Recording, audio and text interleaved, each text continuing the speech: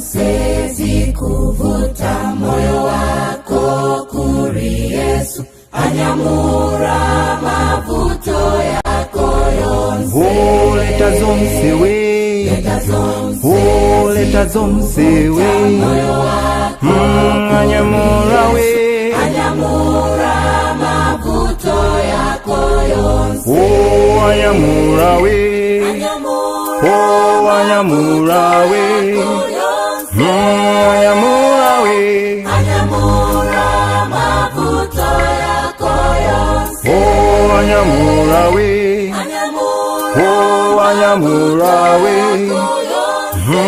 anyamura we, anyamura mavuto yako yonse. leta zonse we, leta zonse, oh, leta zonse we, moyo wako anyamura we, anyamura mavuto yako yonse. oh, leta zonse we, leta zonse, oh, leta zonse we, moyo wako oh, anyamura we, anyamura mavuto yako yonse. oh, anyamura we, oh, anyamura we, anyamura we, anyamura mavuto yako yonse. oh, anyamura we, oh, anyamura we, oh, anyamura we, anyamura mavuto yako yonse. oh, oh, come now my brother, oh, oh, come now my sister, oh, oh, oh, come now, yeah, ooh, yeah. Come and to him all ye that labor, come and to him all that are heavy laden, anyamura mavuto yako yonse Yesu, wera muzanga kuri Yesu. Oh, he is here to give you peace, he is here to show you love, he is here to give you grace, he is here to be your friend, he is here to be your brother, he is here to be your father, anyamura Yesu, anyamura Yesu. All you gotta do is come, all you gotta do is come. Don't you fear my brother, don't you fear my sister, Jesus is waiting on you.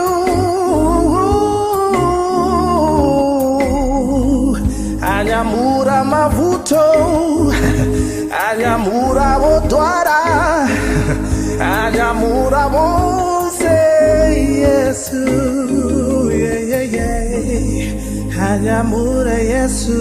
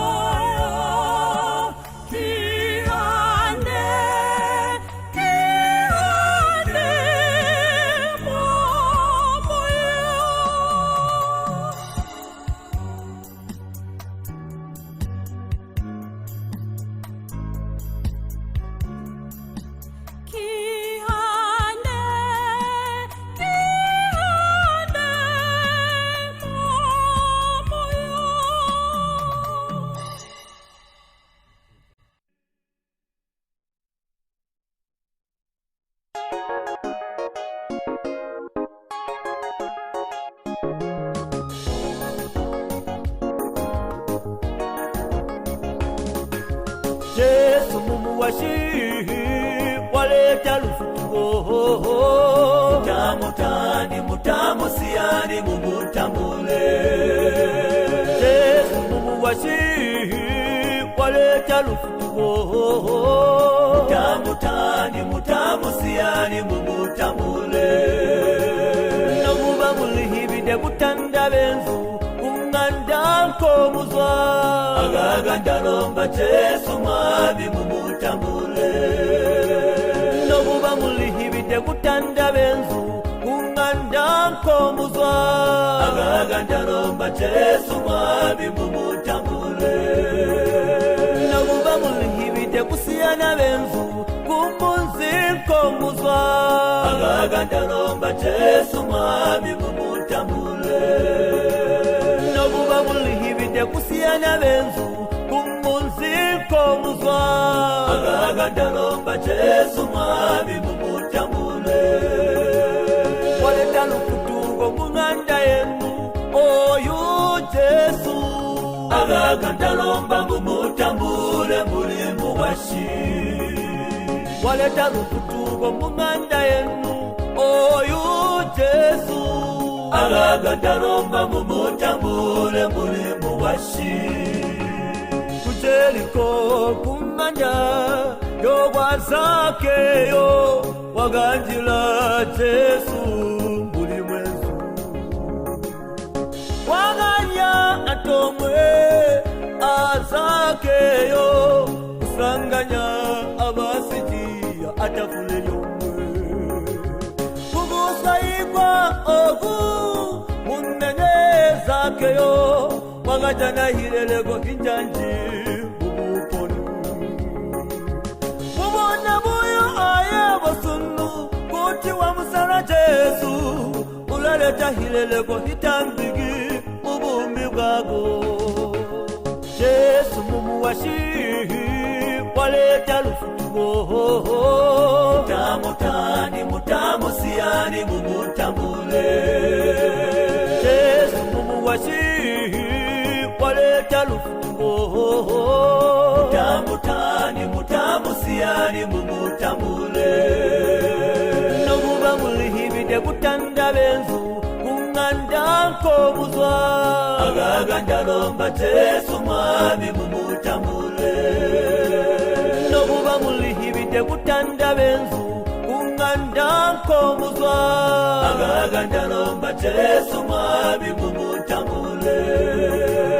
Nomuba mulihibide kusiyana benzu kumunzinko muzwa agagandalomba Yesu mwabi mumutambule. Nomuba mulihibide kusiyana benzu kumunzinko muzwa agagandalomba Yesu mwabi mumutambule. Waleta lukutugo munganda yenu oyu Yesu agagandalomba mumutambule mulimu washi. Waleta lukutugo munganda yenu oyu Yesu agagandalomba mumutambule mulimu washi.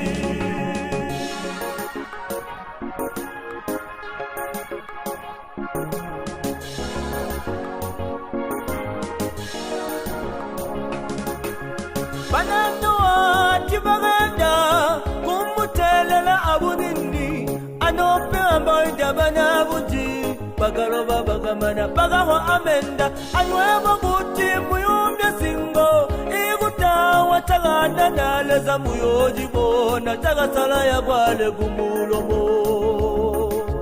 Bananua tibaganda kumutelela abunini anope ambaida banabuji bagaloba bagamana bagawa amenda anywebo buti muyumbye singo igutawa tagana naleza muyoji bona tagasala ya bwale gumulomo. Yesu mumuwashi waleta lufutuo tamutani mutamu siani mumutambule.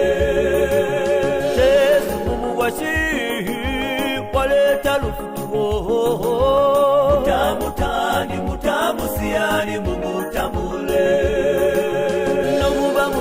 lihibide kutanda benzu kunganda nkomuzwa agaganda lomba Jesu mwami mumutambule nobuba mulihibide kutanda benzu kunganda nkomuzwa agaganda lomba Jesu mwami mumutambule nobuba mulihibide kusiyana benzu kumunzi nkomuzwa agaganda lomba Jesu mwami mumutambule nobuba mulihibide kusiyana benzu kumunzi nkomuzwa agaganda lomba Jesu mwami mumutambule waleta lufutugo kunganda yenu oyu Jesu agaganda lomba mumutambule mulimu washi waleta lufutugo kunganda yenu oyu Jesu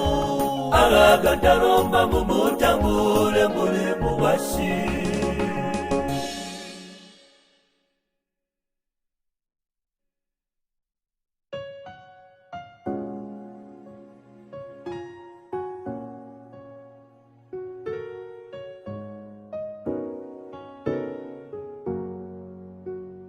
moye wanga okondedwa dzina lache ndi Yesu anasiya muwambo wache kudza ndifera ine ndiye bwenzi okondedwa amandi sangaratsa nangudzi tudzavutadi amankara ndine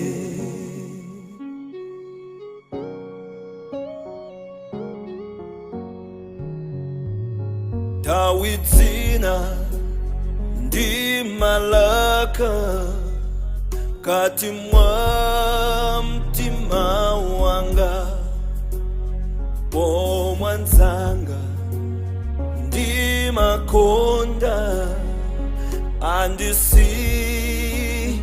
tuneka ndiye bwenzi okondedwa amandi sangaratsa nangudzi tudzavutadi amankara tundine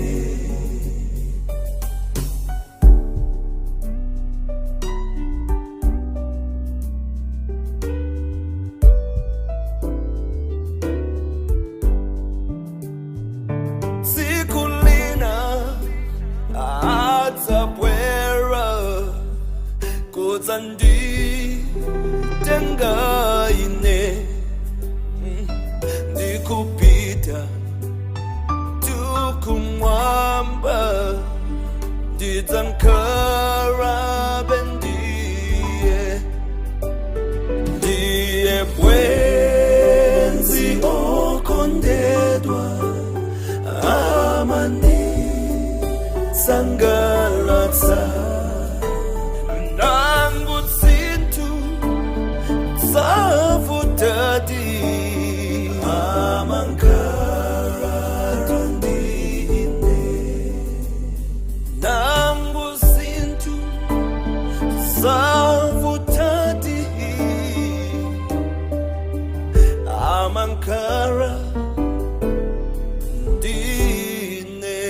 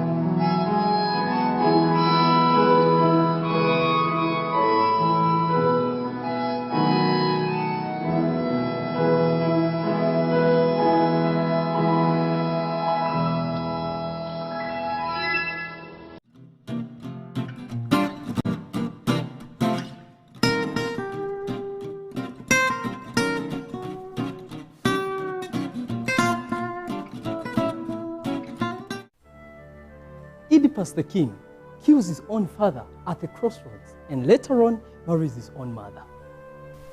Have you reached a point where you're having trouble living out God's call for your life? Joshua dies, and the elders that outlived him as well die. The children of Israel go into apostasy. What went wrong? Was there a problem in the transmission of information from one generation to another? As youth living on this earth, are we wondering how to live on earth and please our Creator? 2 Chronicles 7 verse 14 says, "If my people which are called by my name shall humble themselves and pray, then will I answer." God's delay, child of God, is not his denial. Keep praying, for your answer is at the door. If a book was worth 1,000 words, it would have this to say: God is love. Hello viewers, there are times when life brings you to a crossroads where you don't know what to do. Should you turn right or left? David was brought to the crossroads of his life. Samson came to that same place. You would do well to join us at the crossroads, because there we will pray together to find which way to turn.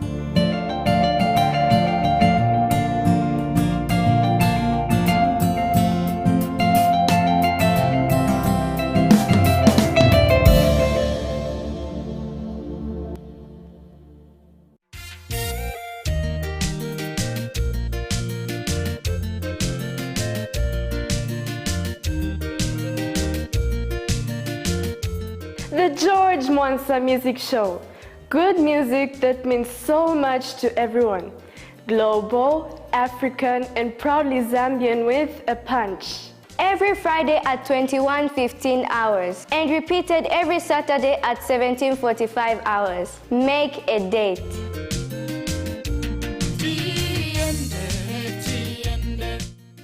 Hope Channel Zambia, television that changes lives.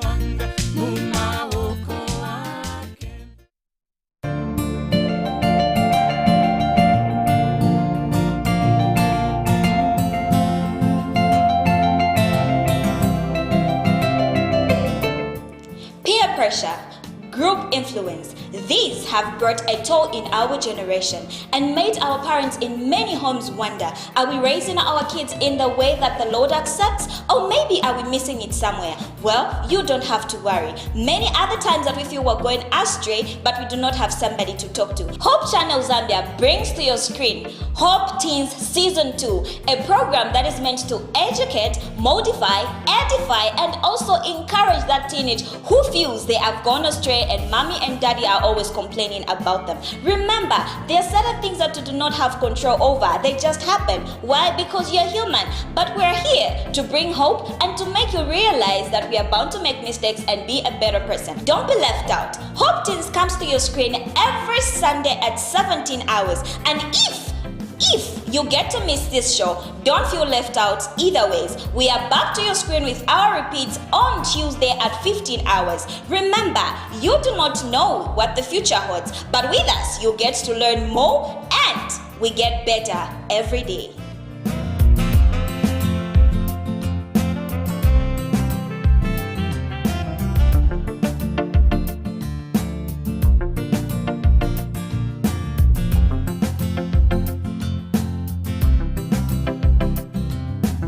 Hope Channel Zambia, television that changes lives. What is coronavirus disease? Coronavirus, also known as COVID-19, is a respiratory disease which can infect anyone and can lead to death. How does it spread?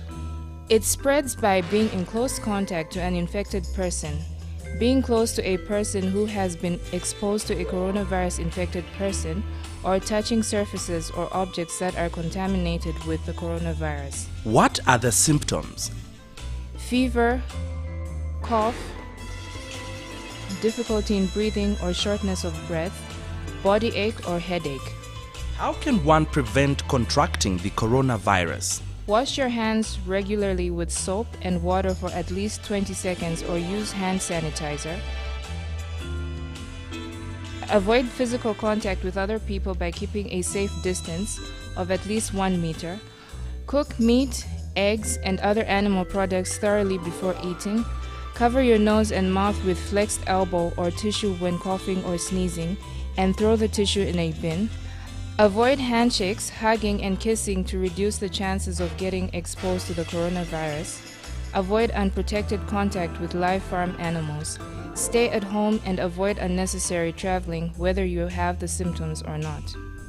If you have a fever, cough, sore throat, headache, or difficulty in breathing, call 909 or 0974 493553 or 0964 638726 and 0953 898941 for assistance today.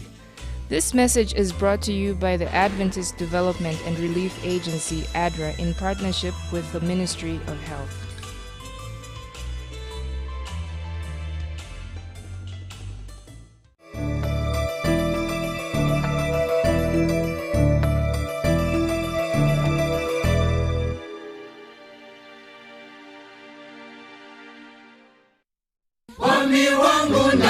God commanded us to keep the seventh-day Sabbath, to stop and remember that He made us, cares for us, and sustains us. As the sun sets Friday evening in Fiji, Vanuatu, and New Zealand, the Sabbath day begins. Receive the blessing of the Sabbath by resting, worshiping, and experiencing the presence of God.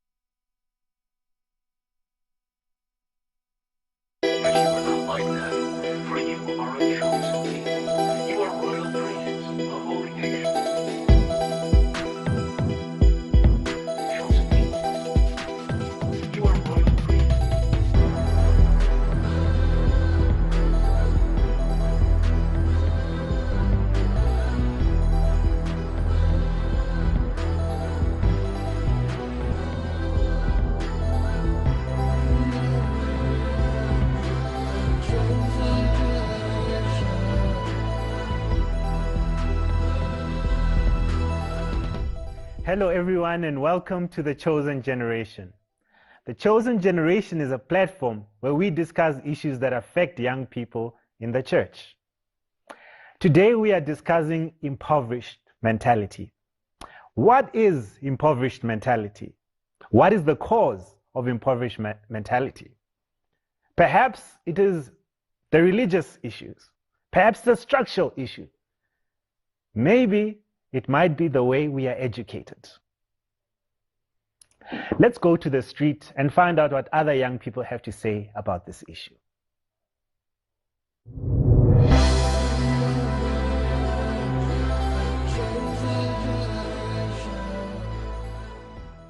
Mentality in general is a social construct. When it comes to Christianity and impoverished mentality, I would say religion is the opium of the oppressed. Most people who tend to be Christians are looking for a supernatural power to turn their lives around, making them to become way less realistic and earthly unnecessary. In simple terms, most Christians don't want to work because they believe God will rain manna, and this is a group of people feeding on the same mentality, passing it on from generation to generation. Impoverished mentality is often caused by surrounding oneself with people who are comfortable with their state. People who will never see themselves achieving more than the little they have. If my family has a house and food, that's enough. No, that's not. And staying around such people can have one see limitations only and settling for base metal when gold lies ahead. And yes, the verse, "The love for money is the root of all evil," has been quoted out of context several times. Religion has often led many to believe being rich is a sin. It's not. We are meant to be heads and not tails. Our portion is not to limp from one month to the next, but to create generational wealth, to be a source of income for homes, Job was rich, Solomon was rich, Abraham was rich. I'm yet to see any of God's children in the olden times who lived off handouts. I haven't.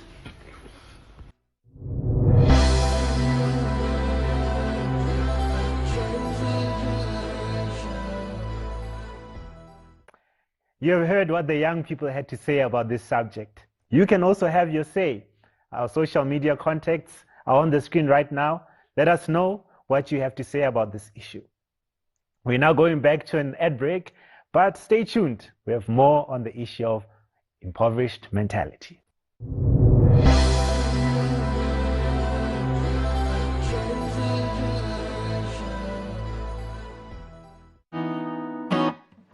When I was much younger, in elementary school, there was a school that was just down the street that my parents wanted to enroll myself as well as my siblings in. And they went to enroll us in the school that was fairly close, and were told that they had enough persons that looked like us in the school and that we needed to go to a different school because they were only going to take so many of us. And then we went to the school that was a greater distance away. It impacted me so much to understand and realize that someone else was telling me what I could and could not do and where I could be educated or not educated, just simply because of what I looked like, the color of my skin, knowing nothing about my character, knowing nothing about my person. So at that point, it let me know that there's got to be a better way, and there must be something that can be done to assist other persons in my situation.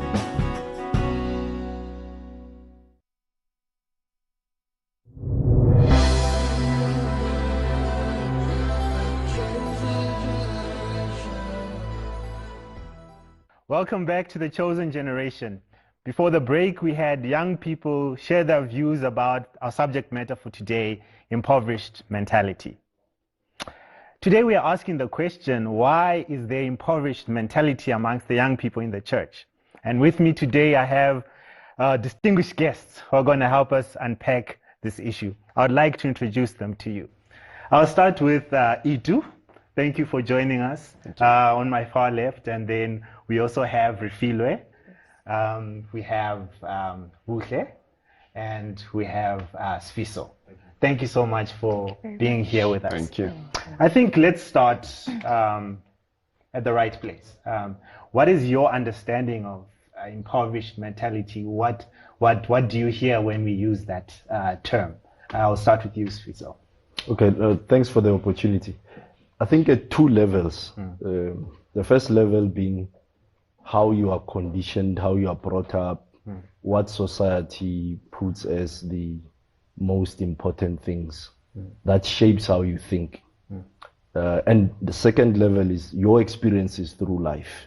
Okay. If you grew up with limited resources and you are not exposed to other things, and you don't read and you don't learn about other people's experiences, you might just accept that the world is limited to how you have been brought up, and what you think is actually defining the rest of the world. So impoverished thinking or impoverished mentality comes from experiences and comes from exposure to the environment. So it's a combination of internal and external factors. If you believe that where you are, it's a starting point to greater things, because we believe as Christians that we are wonderfully and fearfully made, and there's nothing that we ask for that God will not enable us to achieve.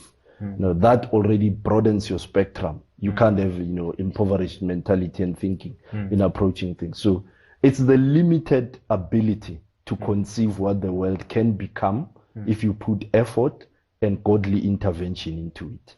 So if that's minimized in how you perceive things, then your thinking and how you do things and how you carry yourselves gets limited. And therefore you become this person who goes through life with limitations and the can't do attitude. All right. Whereas... So the problem is the attitude it causes. Yes. So I put it to extrinsic things and intrinsic things. If you tell yourself you can't, you'll end up not being able to. Okay. And if you believe that the world has been given to us to dominate, or rather, let me use the appropriate term being occupy. Okay. We're supposed to occupy till the master returns. Okay. So whilst he's away, let's make most of the day and most of the time. So there is no room for limited thinking, limited conceptualization of the world and how it works. Okay. You have to be broader, deeper, and more uplifting, so that you are weighty. When heaven looks at you, it must say, there lies a street sweeper who swept the street so well that even the unborn cannot sweep better than you. So it encapsulates an element of being excellent and best at what you do. Okay. So, but you can't be excellent and best at what you do if you have this impoverished thinking that things have always worked this way, they must work this way, you are confined. So that's what I put it to. Okay, so I get, you've complicated it, but it's fine because you've brought in all the aspects, if I should say, of the issue. I want us to discuss the cause of this. Maybe Refula, you can come in here and perhaps speak about, when you're all born, we know nothing. We are educated by some system somehow. What is the cause of the education system on this impoverished or poverty complex that we're discussing? Okay, so I think that education definitely plays a part in the mentality that we have towards wealth or poverty. In that, in my experience, going to school, how I gained knowledge, the method that was used was very instructional, which didn't necessarily encourage thinking. Okay. Right? And I think also the other part is our upbringing, our conditioning, our society, the nurture part of our development, where we come from. That is also responsible for how we frame the world and how we conceptualize things around us. And so that takes it back to the parents. What is their thinking around the world and how they then pass it on to us as their children and how we pass it on to our children. So I think that definitely has contributions to how we interpret impoverishment. So for an example, like I said earlier, with education in school, the education system, it's very instructional and it doesn't encourage thinking. And at home, then we are very reliant on our parents' understanding of the world. And then it takes us back to the history and where we come from. And I think I, being raised as a Black child, the history that we have as South Africa as a country, the history of slavery, the history of apartheid, the history of Bantu education, it has very strong limitations that are entrenched in what it is, and that then gets passed on. So if you are going forward into the world with that as your foundation, then you're already not starting in the line, in the first line like everybody else. You're starting from behind. That's interesting. I think we can pick up on that later. But staying on the line of education, there's another part of our education which is spiritual, and I think we need to bring in the religious aspect at this point. I mean, growing up in the church, we hear verses quoted, store up your treasures in heaven, things like those, and there seems to be that I don't know if it's religion itself or the Bible itself or those who are teaching, they seem to make the notion or use religion as a way to inculcate what is the role of religion in this impoverished mentality existing even amongst church people. Right. Yeah. I think that's a beautiful question, and firstly, thank you also for the opportunity. The role of the church, the role of religion is to empower. Empower, okay. When you look at Luke chapter 4, from verse 17, and you come down with it, Jesus says, for the Spirit of the Lord is upon me. And is upon me, firstly, he says, to proclaim the good news to the poor. So the good news empowers the poor.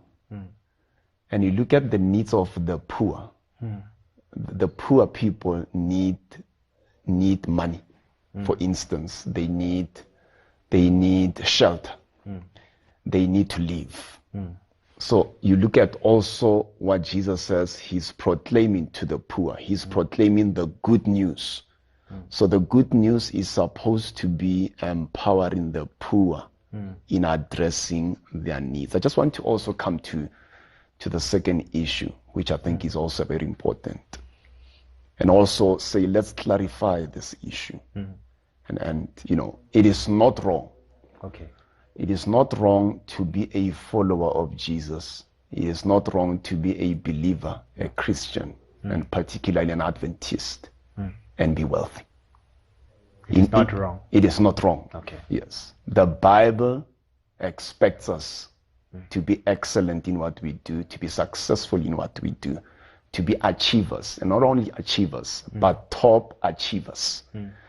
Because in so doing, we are taking a position and we become more influential. And my question, which I've always been battling with, how shall we influence the world if we don't take our position, if we don't occupy like what Masina has said, if we don't, you know, be people that can be associated with, people envy to associate with us because of what we have.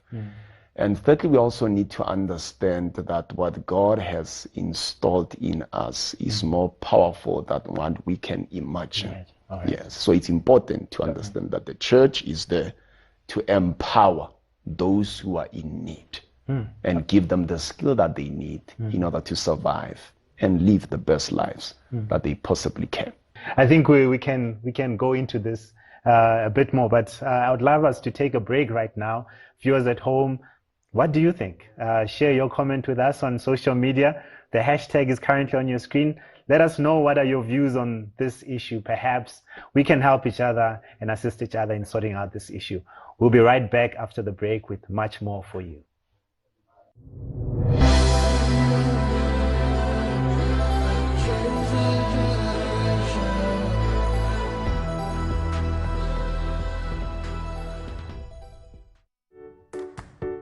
According to the CDC, 20.6% of adults and 19.5% of high school students still smoke.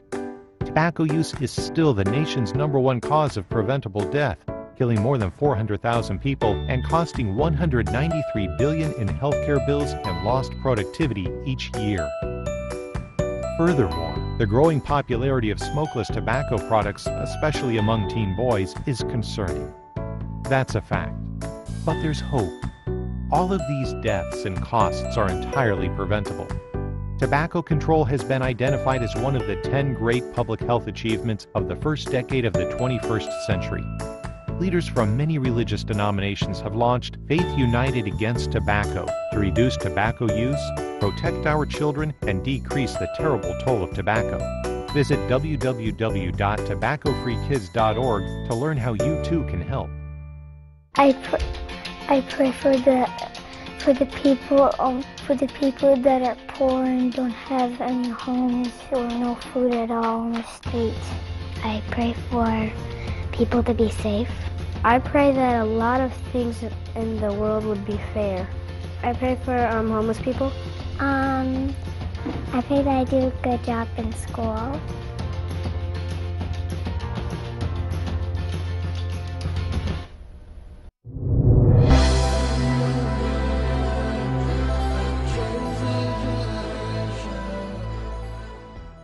Welcome back to The Chosen Generation. Before the break, we were discussing about the impoverished mentality. And I'd love us to go deeper into this, but for the viewers at home, you can share your views with us on social media. Let us know what you think. Perhaps you have other views that are contrary. The hashtag's on the screen. Let us know what is your view about getting out of the impoverished mentality. I'll start with you, Sfiso. You know, we have spoken about the poverty challenges and so forth in the previous segment. But you know, the way that is often automatic to solve this problem is to go and have a welfare program and give people grants for whatever to try and address the social ills. Do you think that that is a good approach to dealing with the issue of poverty and the poverty mentality? Yeah, so it's a combination. You need to give people something to eat. Okay. And in fact, there'll always be the poor amongst us. Yeah. And we derive joy in serving others. Okay. And it's actually a principle of life in the natural world. Nothing lives for itself. So we have to have an outlet where we give others so that we appreciate that we are doing something for others. And we don't do it so that we show off. We do it to uplift them. We don't have to give grants. We can give grants for education. You know? Can give grants to go and obtain a skill. We can meet a child and help them through school. We can pay the exorbitant tertiary fees for someone and give them a skill. So it's pointless to give someone a fish every day. Better teach them how to fish. And that's what I advocate for. So, but in the immediate, you can't talk to somebody when they are hungry and expect them to listen to you. We've got the immediate need to address. Give me food. Let me eat. Let me be clothed. Let me sit at the table. Then let's converse. You know? So our approach should not even be a sort of a hit and run approach, where today we are there giving food parcels, tomorrow we are not there. There are some problems which are systemic, like we said earlier. They will take a long time to resolve, but we have to stay in there. So it's important that we package the solution to include immediate needs, medium term and long term. Long term is an issue of what are you good at, so that we help you to achieve it. If you are a singer, let's discover you. If you are a instrument player, whatever instrument, let's discover you and help you and channel you to the right people. Because those of us who've got exposure and opportunities, we know so many people that we can connect others who are less fortunate than us. So grants, they've got their place. But also, teaching long-term skills has got its place. And my favorite passage is that those who cannot provide for their own are worse than unbelievers. So we have a responsibility when we are in this Christian community to provide for our own. Otherwise, we have denounced the faith. Okay. Yeah. That's interesting. I think Itu, maybe you can come in here. What do we do? I mean, what things can we put in place? There are some people who, like this, what you just said now, it has not even crossed. All they know is what they see on the streets. How can we further have an outreach that reaches even those who have been neglected in society? I've identified personally the emptiness of thinking, in our communities. All right. In the church, in our homes. And I think that's where we need to start. Like, for instance, as a father of 3, I don't give answers to my kids. Okay. They come with questions, they must go back, find answers. I do approval. Okay. And correction and guidance. And that leads me to the next point. That one of the ways to empower our young people is to come up with mentorship programs. Yes. All right. Which are lacking. They are there informally. But I think we need to come to a point where we formalize our programs and say, here's a mentorship program. So that we don't have somebody doing it, in bits and pieces, in pockets. But let's have structured programs, mentoring our young people, mentoring our young men in the church, our young women in the church. That's number 2. Another one, which I think would really help, and I've observed that there's a lack of proper role modeling. Yes, in the church, in the society. And I think that's one other thing that we really need to come up with and be deliberate about it and formalize it. We have models, but we don't have people who are really true, sincere models of what true success is. Okay. Yes, and what true Christianity is. True Christianity is not about feeling sorry for yourself, but it is about being empowered, knowing who you truly are in Christ Jesus, and what he expects of us. He's not expecting us to be sorry, to be sitting there and waiting for someone to give us and address our needs. But he expects us that we should be, rising up and doing stuff for ourselves. And find success as we do that. I mean, you look at Moses, a black man. He was called to go deliver the Israelites because he was doing something, and the Bible says he was tending his father-in-law's sheep flock. And while he went on the mountain, an angel appeared. Yeah. So the angel does not just appear. He appears because we're doing something. The disciples, the same thing. They were called because they were doing something. They were fishing, and God says, no, I need to promote you. So that you are no longer fishing right here, but you are fishers of men. Okay. Yes. Yeah. So we've been learning a lot today. Thank you so much for that. But I think what I want to do now is to take our parting shots. If we can spend like 30 seconds to reach out to the young people out there who are watching us, who recognize that they may be suffering the effects of this mental impoverishment. Maybe I should start with you, Buhle. What would you like to share with the audience, your last 30 seconds on this issue? Okay, firstly, I just want to mention that what Sfiso said was very profound, and it brings to thought what I have to do as a young person that's also started in the workforce and all of that. But to answer your question, I just want to say it starts with planning, first of all. As a young person, we shouldn't have any self-pity, because at times that is part of an impoverished mind. We self-pity. Have goals, 5-year plans, 10-year plans. Think ahead. Think of what you want to be, what you want to achieve. And at times we also look at ourselves where we are and the people around us, and not beyond where the grass looks greener. Let's look at that. See that grass.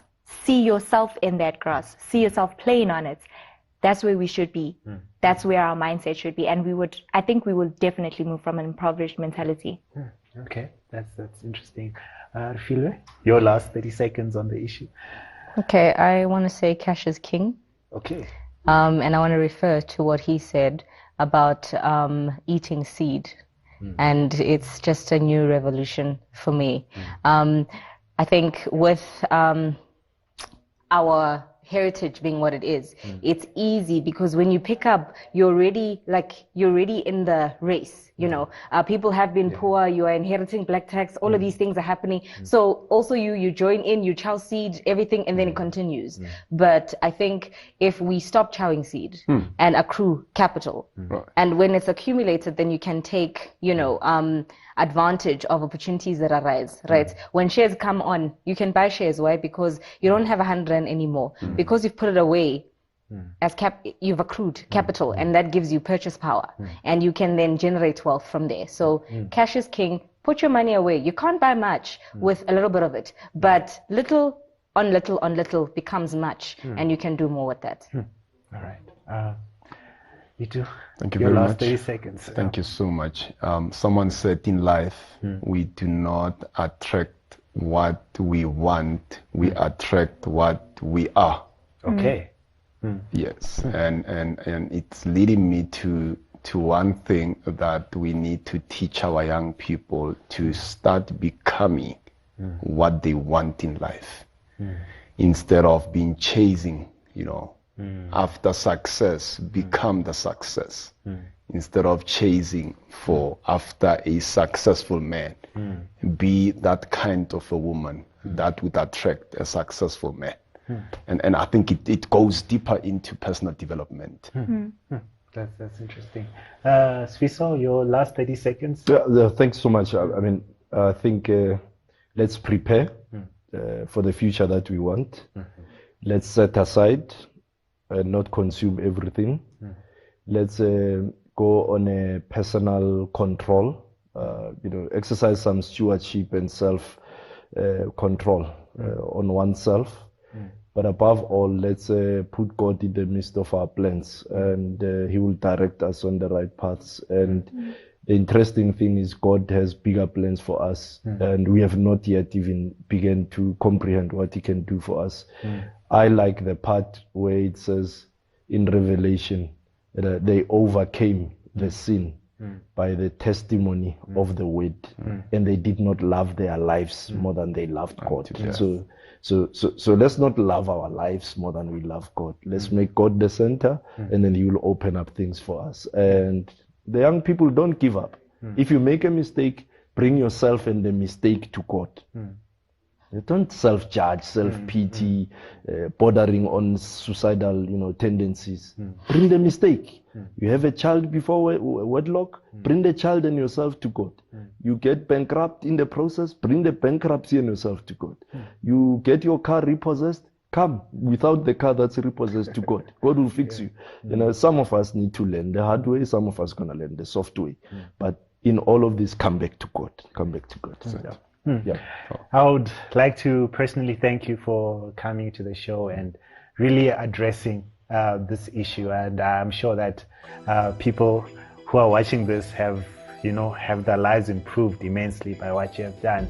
Finally, maybe my last words, I'd like to say that your circumstances do not need to limit your ability or even where you're going to end up. Consider Jesus Christ, born in a poor family, but in the space of 3 years, just 3 years, He changed the whole world. And I would like to encourage you to emulate Jesus, for He is the one who saves, who sanctifies, and satisfies. Join us next week as we unpack another deep issue that affects your life day to day. This was The Chosen Generation.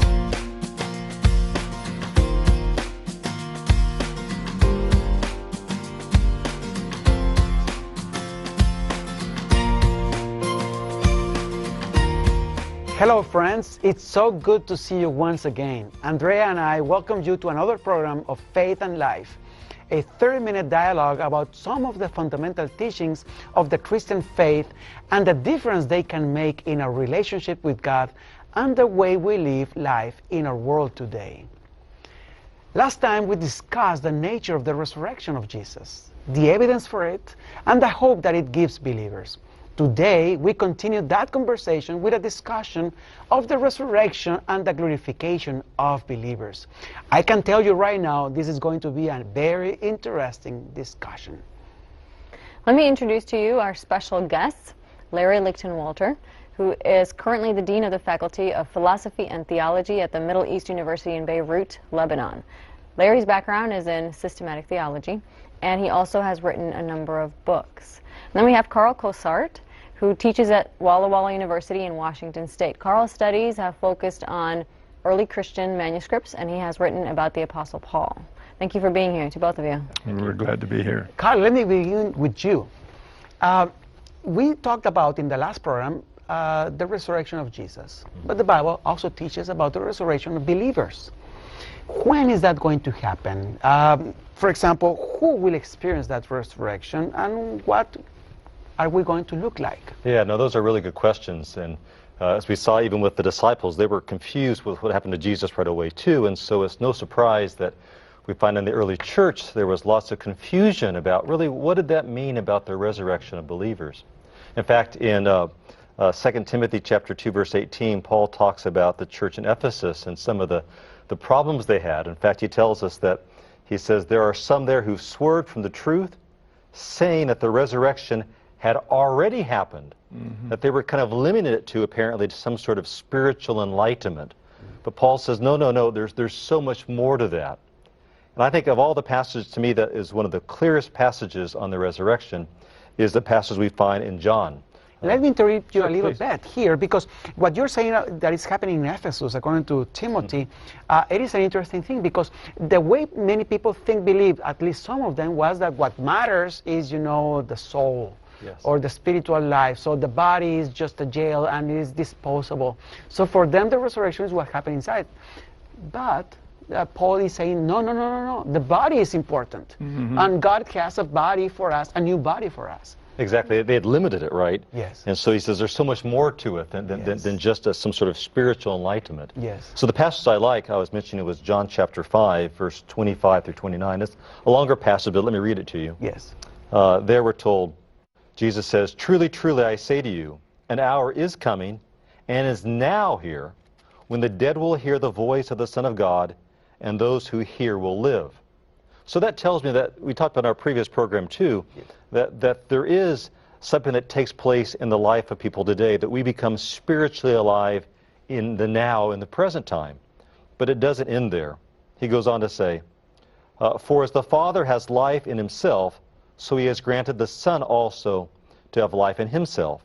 And he has given him authority to execute judgment, because he is the Son of Man. Do not marvel at this, for an hour is coming." So here we're now in the future. "An hour is coming when all who are in the tombs will hear his voice and come out, those who've done good to the resurrection of life, and those who've done evil to the resurrection of judgment." So here we see it is a now, and it's also a not yet, because there will become a specific time when all the dead will arise from the tomb, and they'll face a different destiny, either a destiny of life or a destiny of death. Now, here he doesn't explain kind of the time in between, but we know from Revelation chapter 20 that there's actually a time period of 1,000 years that's called the millennium that will separate the resurrection of the righteous versus the wicked. But to me, this is the clearest passage, because you asked about the when, right? So the resurrection starts now. Spiritually, but there will be a physical resurrection at the future, at the return of Jesus Christ. So are you saying that there are moral implications to the resurrection then? Absolutely. Both these passages that Carl referred to in John 5 and also in Revelation 20 place resurrection and some form of judgment together. And then in Hebrews 9, it talks about that it's appointed for men to die once and then the judgment. So there's a link between resurrection and judgment, which does not focus on judgment in terms of a negative dimension, but from the standpoint that God takes what we do in the body, it takes what we do in life as it's lived historically. God takes us serious. We are held accountable to Him in the judgment. And the Scriptures teach us, as we've already discussed, that we are embodied beings. There is absolutely nothing that we can do without our bodies. Our bodies comprise part of our identity, and that will be restored at some point, and related to in terms of the judgment, in terms of how we will be exonerated or how we will be judged in a negative way. And also, the resurrection reminds us of our humanity. If we had an immortal soul, then we would be more than human. So death enables us to be reminded of our humanity, and there's dignity in humanity. Resurrection reminds us of divinity and God's power. Both death and resurrection remind us that we are creatures totally dependent upon God. It's interesting that both the righteous and the wicked are resurrected. Yes. Right? And that is because judgment has not happened. This world is fair, and it's going to be fair once the judgment is done. And that's very scary to individuals. Yes. Because if I know that I'm going to come up in a resurrection, then I'm going to be held accountable for how I live today. Now let me ask a question I wanted always to ask. What is a resurrected body going to look like? Are we going to be able to fly, for example, or something like that? Or go through buildings. Or go through doors. buildings. Yes. Yeah, I would love to be able to fly. That'd be great. But the Bible actually doesn't answer that question. But those same type of questions were the questions that believers had too. We talked about the struggle in Ephesus, right? What is this resurrection? Paul also tells us in his letter to the Corinthians, 1 Corinthians chapter 15, that they also had questions. In fact, he asked this very question. He writes this in 1 Corinthians 15, verse 35. He says, someone will ask. Now that someone's you who's asking, but here it's them, right? Someone will ask, how are the dead raised? With what kind of body do they come? And then he says, oh, you foolish person. So apparently we think that the believers there in Corinth were wondering, how could a body come out of the grave? I mean, it would be like a corpse. And so they have this picture, I think, of some sort of, maybe zombie, right? And that seems very strange to them. And Paul says, hold on, no zombies, right? no zombies. And then he goes on and he says, he uses this analogy of a seed that's sown in the ground. He says it's like, maybe you plant, a garden in your backyard and you plant some corn. He says you take that kernel of corn, it has a body to it, right? You put it in the ground, but then what comes out of the ground after it germinates is a different kind of body. It's still the same thing, but yet it's different. And so that's the analogy he uses to talk about the difference between the mortal body that goes into the ground and then the resurrected immortal body that comes out of the ground. In fact, I like the passage. He says it like this in 1 Corinthians 15, 42 through 44. He says, so it is, comparing to the analogy of the seed, so it is with the resurrection of the dead. What is sown is perishable, what is raised is imperishable. It's sown in dishonor, it's raised in glory. It's sown in weakness, it's raised in power. It's sown a natural body, it is raised a spiritual body. If there is a natural body, there also is a spiritual body. And what does that mean? What is the spiritual body he's talking about? Yeah, so what is the spiritual body? Still the same question. When we talk about the resurrected body, the glorified body, the best place we can look to is Jesus, because he's, remember, the first fruits we said, right? This is a foretaste of the experience that we're going to have when we are resurrected.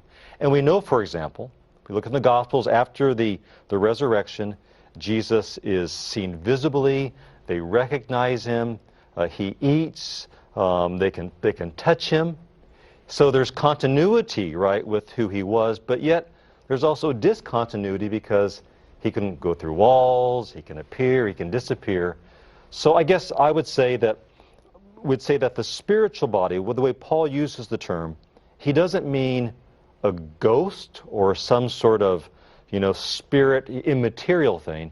He means a spiritual body is a resurrected and glorified body that now is empowered by God. It's fully under the power of God instead of the law of sin and death that so enslaves us in this present world. And what is beautiful about this is that our identity, our view of the reality of life, okay, as embodied beings in a created order that God has given with taste and touch and emotions, that we will be real people. While this spiritual body is not really